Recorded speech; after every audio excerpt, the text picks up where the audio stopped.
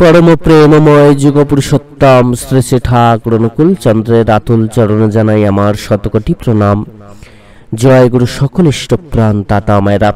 खर मासेर अशुभ छायाय चैत्र नवरात्रि किन्तु शुरू हये गेछे। এই চৈত্র নবরাত্রি চলাকালীন আপনারা কিন্তু ভুলেও করবেন না এই বিশেষ কাজ। এবং এই চৈত্র মাসের শেষ দিকে যে চৈত্র নবরাত্রি হয়, এই নবরাত্রি চলাকালীন কোন বিশেষ কাজ করতে হবে চলুন আমরা প্রত্যেকেই জেনে নিই। হিন্দু ধর্মে চৈত্র নবরাত্রিকে খুবই বিশেষ বলে মনে করা হয়। দেবী দুর্গার পুজো করা হয় এই উৎসবে। সারা দেশে অত্যন্ত জাঁকজমকের সঙ্গে এই উৎসবটি বিশেষ করে মার্চ বা এপ্রিল মাসে পালিত হয়।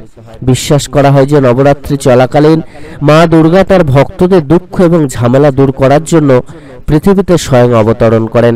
তবে 2025 সালে চৈত্র নবরাত্রি খর মাসের মধ্যে পড়েছে, যার অর্থ উৎসবের প্রথম কয়েকদিন বেশ কিছু শুভ কার্যকলাপ এড়ানো উচিত, না হলে সমস্যায় পড়তে পারেন ভক্তরাও। চৈত্র নবরাত্রি 2025 কবে থেকে শুরু হচ্ছে? 30শে মার্চ কিন্তু অলরেডি এই চৈত্র নবরাত্রি শুরু হয়ে গেছে। 2025 সালের 30শে মার্চ, এটা চলবে হচ্ছে 6 এপ্রিল 2025 পর্যন্ত। তবে খর মাস শুরু হয়েছে 14 মার্চ 2025 এবং 13 এপ্রিল 2025 পর্যন্ত চলবে। এর অর্থ হল নবরাত্রির প্রথম 5 দিন 30শে মার্চ থেকে 3রা এপ্রিল কোনো শুভ কাজ করা যাবে না।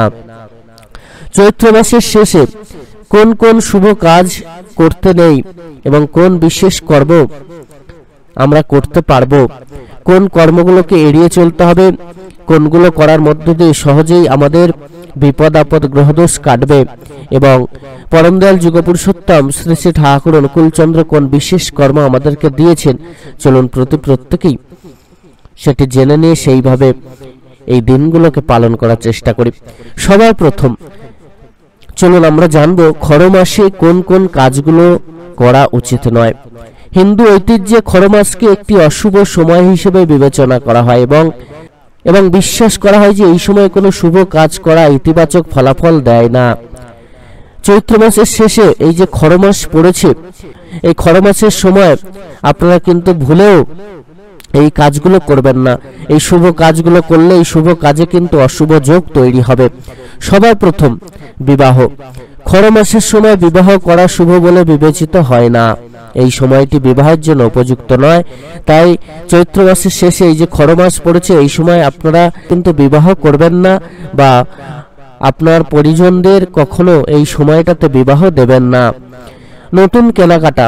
শাস্ত্র বলছে এই সময় বাড়ির জন্য নতুন জিনিসপত্র কেনা বা নতুন যানবাহন কেনা এড়িয়ে চলা উচিত।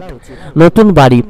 খর মাসে বাড়ির ভিত্তিপ্রস্তর স্থাপন বা প্রবেশ বা নির্মাণ কাজ করা উচিত নয়। এছাড়া নতুন ব্যবসা শুরু করা। এই সময়ে নতুন ব্যবসা শুরু করা এড়িয়ে চলার জন্য শাস্ত্র কিন্তু বলছে। আমিষ খাবার এবং অ্যালকোহল জাতীয় খাবার গ্রহণ করা। যারা আমিষ বা অ্যালকোহল জাতীয় খাবার গ্রহণ করেন খর মাসের সময় কিন্তু ভুলেও আমিষ খাবার গ্রহণ করবেন না এবং মাদক দ্রব্য কিন্তু আপনারা অতি অবশ্যই এড়িয়ে চলবেন।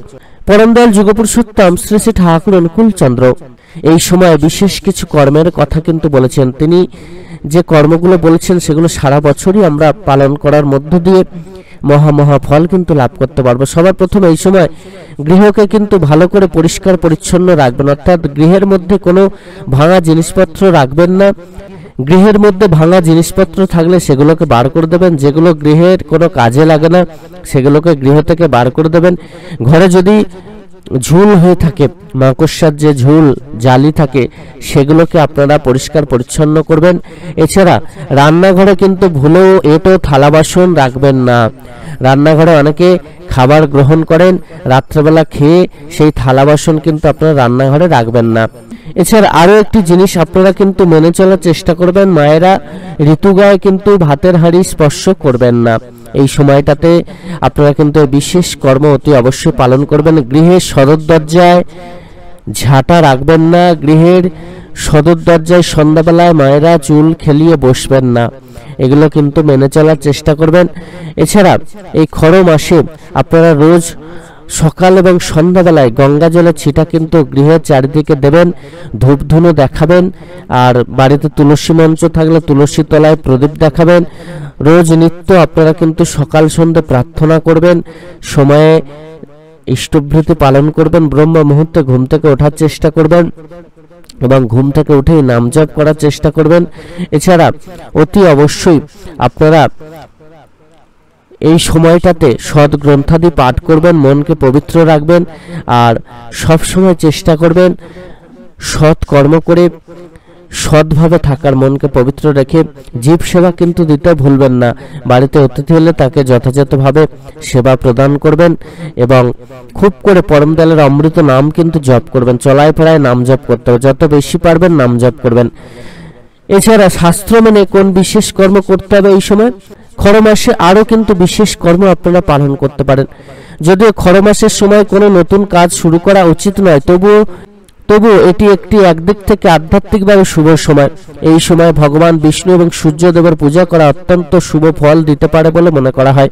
এই সময় গুরুচরণ আশ্রয় করে গুরুদেবের বীজ মন্ত্র নাম জপ করায় মহা ফল মেলে। এই সময় গুরুচরণ আশ্রয় করে গুরুর বলা প্রত্যেকটা বিধানকে মেনে চলা লাগে। এছাড়া এই সময় আরো বিশেষ কিছু কর্ম কিন্তু আমাদের করতে হবে।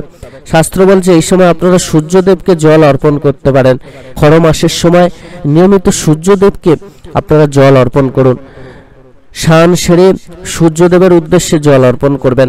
এছাড়া আপনারা একটি মহামন্ত্র কিন্তু জপ করতে পারেন।